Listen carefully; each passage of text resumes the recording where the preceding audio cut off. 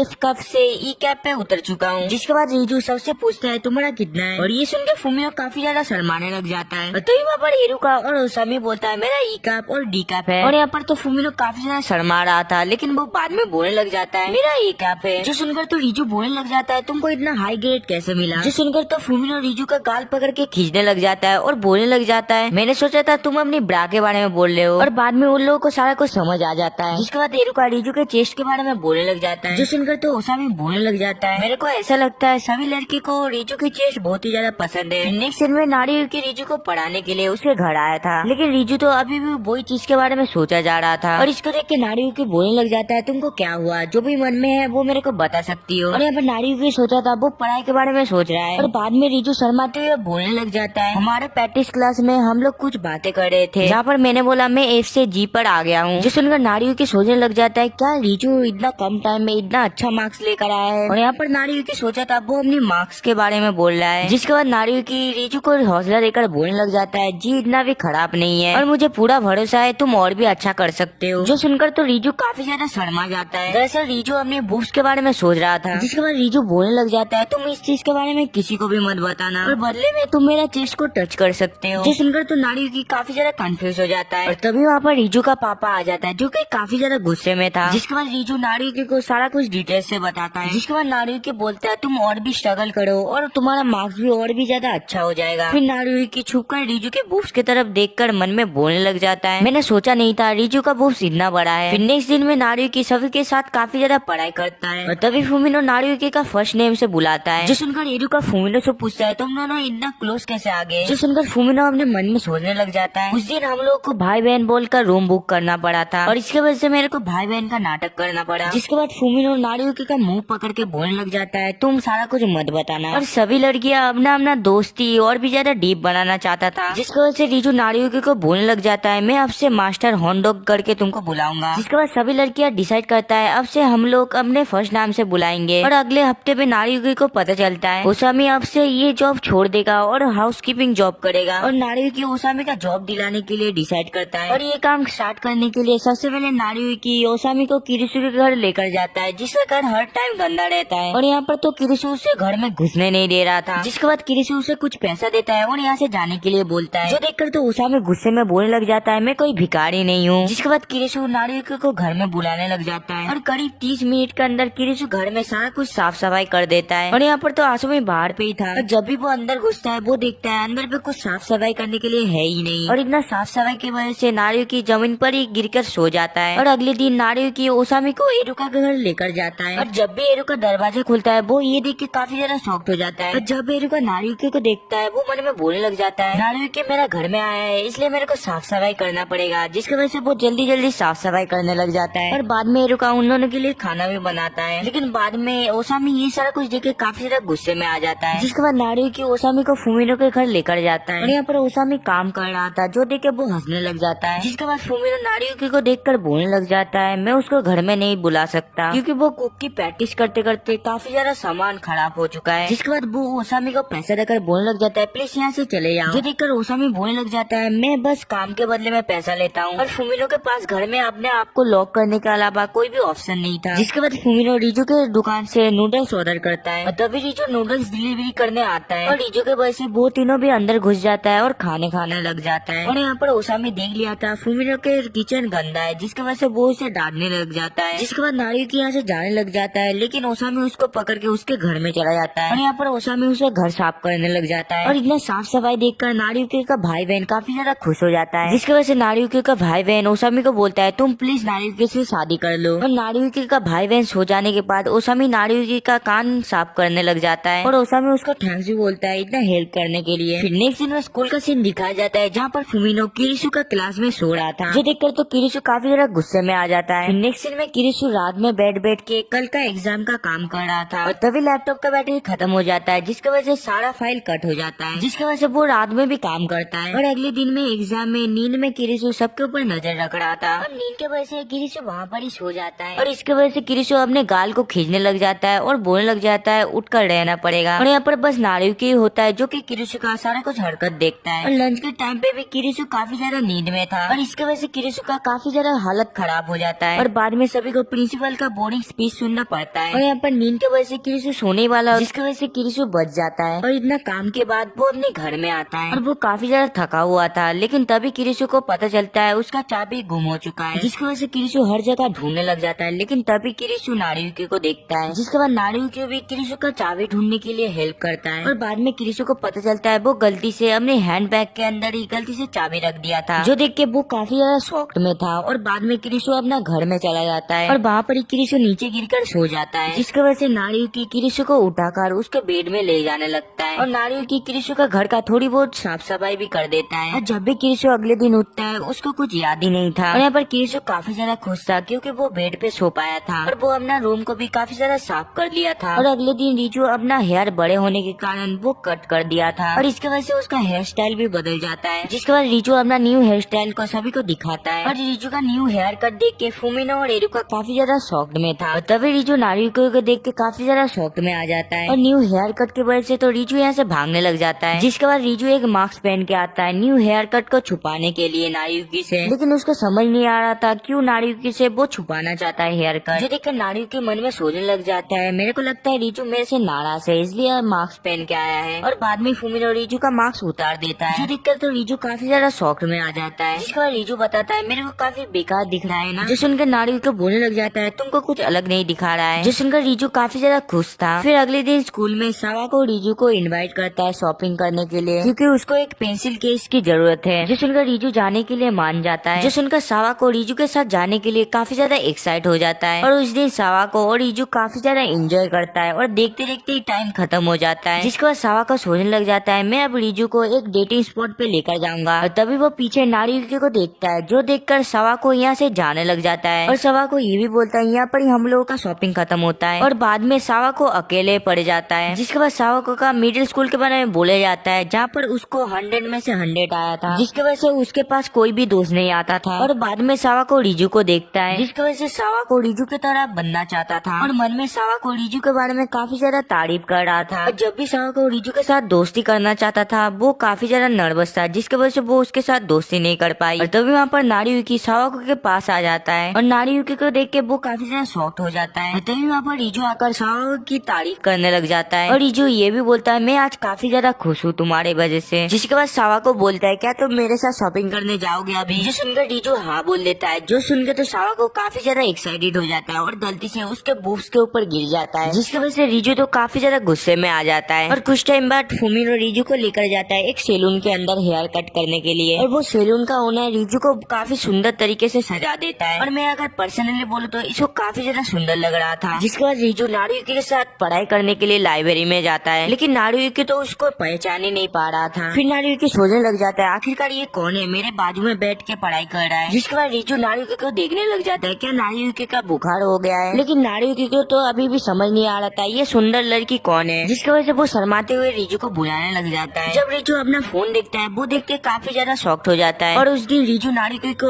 और भी ज्यादा तंग करता है और पूछने लग जाता है तुम तुम्हारा पर्सनल लाइफ के बारे में बताओ। और इसकी वजह से वो दोनों और भी ज्यादा क्लोज आ जाता है। और दिन की लास्ट में नारुयुकी अपना घर जाने लगता है, लेकिन अभी भी नारुयुकी को समझ नहीं आ रहा था आखिरकार ये लड़की हमारा पीछा क्यों कर रहा है। फिर रिजू सोचने लग जाता है सैलून का ओनर मेरे को फ्रेंडशिप के बारे में भी बताया था, जिसकी वजह से वो आखिरकार बोल ही देता है नारुयुकी को प्लीज मेरे घर चलो। जो सुनके तो नारुयुकी को कुछ समझ ही नहीं आ रहा था और लास्ट में वो जाने के लिए राजी हो जाता है। जिसके बाद नारुयुकी रिजू का घर जाता है, जहाँ पर वो रिजू का पापा को देखता है। जिसकी वजह से नारुयुकी को पता चलता है जो लड़की मेरे साथ हर दिन था वो आखिरकार रिजू है। और अगले दिन नारुयुकी एरुका के साथ इंग्लिश पढ़ाई कर रहा था। जब नारुयुकी एरुका को ग्रामर के बारे में बताता है बेचारा तो सदमे में चला जाता है। जो देख के नारुयुकी बोलने लग जाता है तुम आज पूरा दिन इंग्लिश में बात करो जिससे कि तुम्हारा प्रैक्टिस भी हो जाएगी। जिसके बाद एरुका के पास दो फॉरेनर आकर उससे रास्ता पूछने लग जाता है। जो सुनकर तो एरुका घबराते हुए उन दोनों को रास्ता बोलने लग जाता है और इतना मदद करने के लिए वो फॉरेनर एरुका को इनवाइट करता है बारबेक्यू पार्टी आने के लिए। और वो ये भी बोलता है तुम काफी ज्यादा सुंदर हो। जो सुनकर तो एरुका को समझ ही नहीं आ रहा था वो अभी क्या बोले। और ये सारा कुछ नारुयुकी देखकर जल्दी से वो एरुका के पास जाता है और बोलने लग जाता है ये मेरा गर्लफ्रेंड है और वो ये इंग्लिश में बताता है। जो सुनकर वो दोनों उसको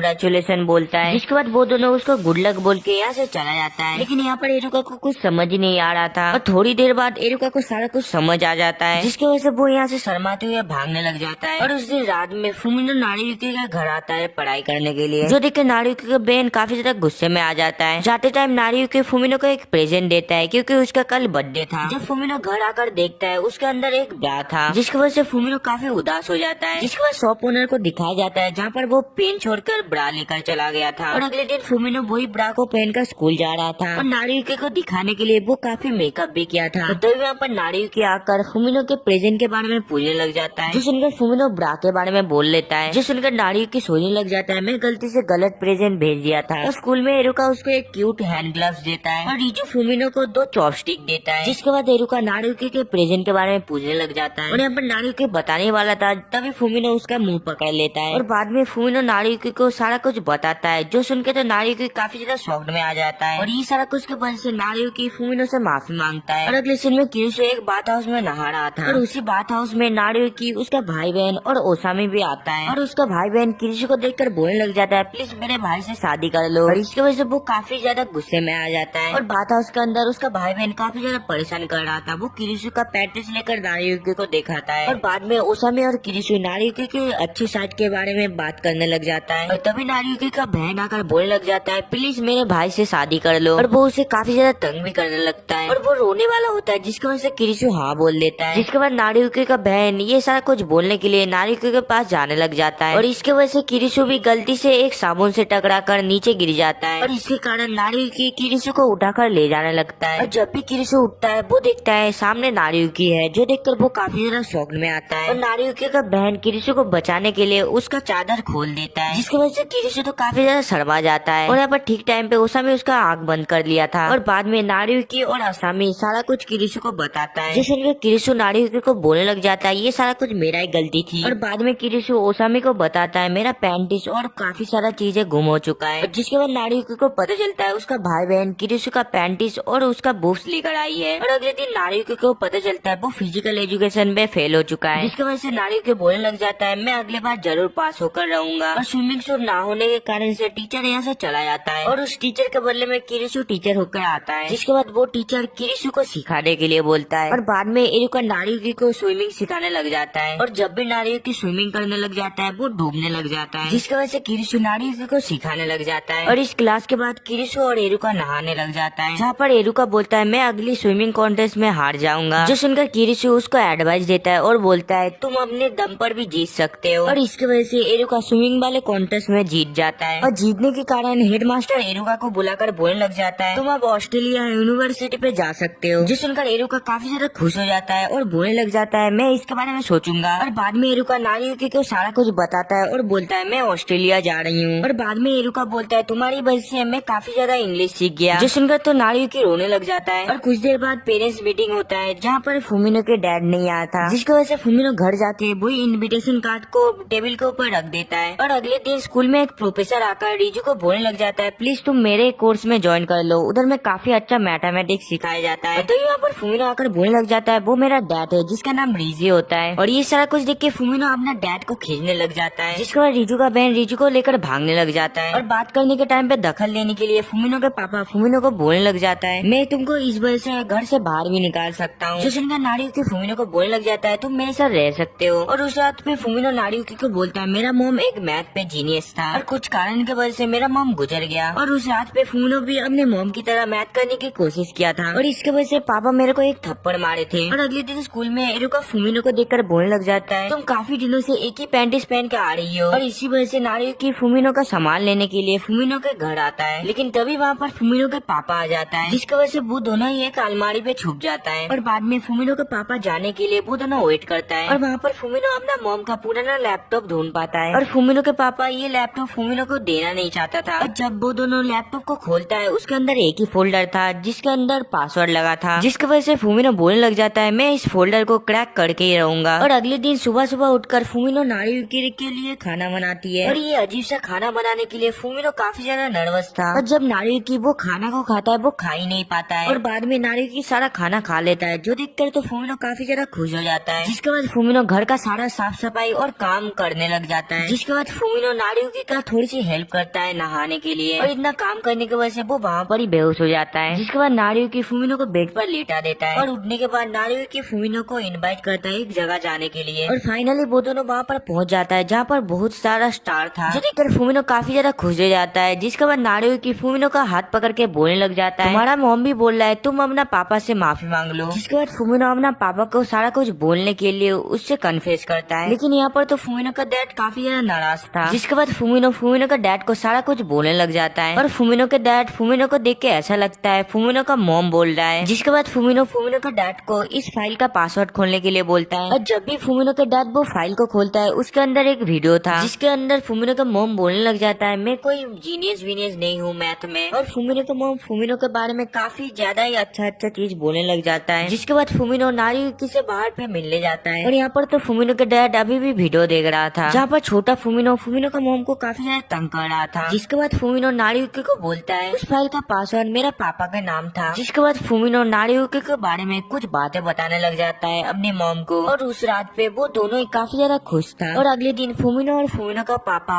फाइनली पेरेंट्स मीटिंग पे आते हैं। और फुमिनो के पापा फुमिनो को सारा कुछ परमिशन भी दे दिया था। और बाद में फुमिनो के पापा नारियुकी के पास आकर बोलता है मेरे को पता है तुम दोनों एक दूसरे से डेट कर रहे हो। जो सुनकर तो वो दोनों ही काफी ज्यादा शॉक्ड हो जाता है और फुमिनो यहाँ पर चिल्लाने लग जाता है। और अगले दिन एरुका फुमिनो को बताता है नारियुकी मेजर कॉलेज में पढ़ने वाला है। और यहाँ पर तो नारियुकी अपनी पढ़ाई में काफी ज्यादा बिजी था। फिर नेक्स्ट दिन में स्कूल में एक अफवाह फैली थी जो कोई भी कपल इस फेस्टिवल पे एक साथ फायरवर्क देखेगा और वो दोनों एक दूसरे को कभी भी नहीं छोड़ेगा। नेक्स्ट दिन में किरीशु को दिखाया जाता है जो कि डिसाइड करता है इस बार वो रोमन एम्पायर का रोल निभाएगा। और दूसरे टीचर किरीशु को दूसरा कपड़े पहनाने का डिसाइड करता है। और बाद में सभी लोग फुमिनो को स्लीपिंग ब्यूटी खेलने के लिए उसको मजबूर करता है। और बाद में नारियुकी को पता चलता है एरुका एक स्विमिंग आइडल शो करेगा और एरुका का कॉस्ट्यूम गलत रूम पे चला गया था। और जब भी नारियुकी वो कॉस्ट्यूम को लेने के लिए जाता है वो वहाँ पर किरीशु को देखता है। और नारियुकी को देखकर किरीशु बोलने लग जाता है मैं तो रोमन साम्राज्य के बारे में बात करने जा रहा हूँ। जिसके बाद किरीशु ये खोलने की कोशिश करता है जिससे कि एरुका ये चीज पहन पाए, लेकिन बाद में किरीशु को पता चलता है ये अटक गया है। और चॉइस ना होने के कारण किरीशु को एरुका के बदले में जाना पड़ता है, जहाँ पर किरीशु काफी अच्छा गाना गा रहा था। और यहाँ पर तो फुमिनो फेस्टिवल पे इधर उधर भटक रहा था जिससे कि ब्यूटी कॉन्टेस्ट में उसको ना बुला पाए। और इसके बाद एरुका भी वो परफॉर्मेंस पे ज्वाइन करता है। और यहाँ पर एरुका के ड्रेस नारियुकी डिजाइन करके दिया था। और शो के लास्ट में सभी लोग एक साथ सेलिब्रेट करता है। जिसके बाद नारियुकी किरीशु के ड्रेस से एक चीज को खींचता है और इसके वजह से किरीशु का ड्रेस वहाँ पर ही फट जाता है, जिसकी वजह से वो दोनों अलग अलग चला जाता है। तो वहाँ पर नारियुकी के पास एक लड़की आकर बोलने लग जाता है मुझे तुम्हारा हेल्प चाहिए, उस समय मेरे को मिल नहीं रहा है जो प्रिंस बनने वाला था, जिसकी वजह से तुम प्रिंस बनोगे। जिसकी वजह से नारियुकी को प्रिंस बनना पड़ता है। और यहाँ पर तो फुमिनो को ले जाया जा रहा था वो ब्यूटी कॉन्टेस्ट के लिए। और इसके बाद प्रिंसिपल फुमिनो को बुलाती है और फुमिनो जब भी स्टेज में आता है उसका पीछे का स्क्रीन नीचे गिरने लग जाता है। और ठीक टाइम पे नारियुकी जाकर फुमिनो को को बचा लेती है और ये और कोई नहीं प्रिंस होता है, जिसकी वजह से फुमिनो नारियुकी को एक किस करता है। और यहाँ पर तो नारियुकी काफी ज्यादा शर्मा रहा था, जिसके बाद नारियुकी यहाँ से भागने लग जाता है। और यहाँ पर फुमिनो सोच रहा था वो और कोई नहीं ओसामी था। जिसके बाद फुमिनो ओसामी को बाहर पे देखता है जो कि खाना खा रहा था, जो देख के वो तो काफी ज्यादा शॉक्ड हो जाता है। और रात में फायरवर्क की टाइम कुछ लोग मिलकर कुछ लड़की को नारियुकी के पास धक्का दे देता है, जिसकी वजह से सभी लड़की मिलकर नारियुकी के ऊपर गिर जाता है और शर्माने की वजह से सभी लोग वहाँ से भागने लग जाता है। और फायर फेस्टिवल स्टार्ट होने वाला था, तभी एक लड़की नारियुकी की तरफ एक हाथ बढ़ाता है और तभी वहाँ पर फायरवर्क भी स्टार्ट हो जाता है और वो दोनों ही एक दूसरे का हाथ भी पकड़ लिया था। और रात होने के कारण वो देख ही नहीं पाता है आखिरकार वो लड़की कौन है। और कुछ दिन बाद नारियुकी डिसाइड करता है मैं कॉलेज स्टूडेंट बनूंगा। और यहाँ पर सभी लड़की कॉलेज जाने के लिए काफी ज्यादा एक्साइटेड था, क्योंकि सभी लोग ही पास कर लिया था। और यहाँ पर इरुका को स्कॉलरशिप मिल गया था ऑस्ट्रेलिया जाने के लिए। और यहाँ पर फुमिनो को दिखाया जाता है जो कि काफी ज्यादा खुश था अपना नंबर से। और बाद में रिजू को भी पता चलता है वो आर्ट्स में पास हो गया है। और बाद में आसुमी भी मेडिकल स्कूल में चला जाता है। और बाद में इरुका यहाँ से जाने वाला था, जिसकी वजह से सभी लोग उसको बाय कहने के लिए आते हैं। और यहाँ पर नारियुकी भी काफी ज्यादा लेट हो गया था, लेकिन वो गलती से फिसल कर नीचे गिर जाता है। और तभी इरुका नारियुकी की तरफ हाथ आगे बढ़ाता है और उस रात पे और कोई नहीं था, बस इरुका ही होता है। और यहाँ पर हम लोग को पता चलता है मांगा में नारियुकी सभी लड़की के साथ शादी किया है और वो सभी के साथ ही एक ही घर में रहता है। और यहाँ पर ही हम लोग का ये एनिमे खत्म होता है। सो वीडियो कैसा लगा कमेंट में जरूर बताना। चैनल पे न्यू हो तो प्लीज यार सब्सक्राइब कर देना। और ये वीडियो बनाने के लिए करीब 3 दिन लगा है, जिसकी वजह से आप लोग सब्सक्राइब कर देना प्लीज। तो मिलते हैं अगली वाले वीडियो पे, तब तक के लिए सायोनारा।